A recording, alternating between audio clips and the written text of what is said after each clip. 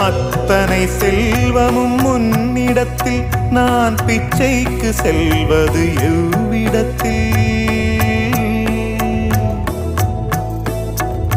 அத்தனை செல்வமும் உன்னிடத்தில் நான் பிச்சைக்கு செல்வது எவ்விடத்தில்? வெறும் பாத்திரம் உள்ளது என்னிடத்தில், அதன் சூத்திரமோ அது உன்னிடத்தில்.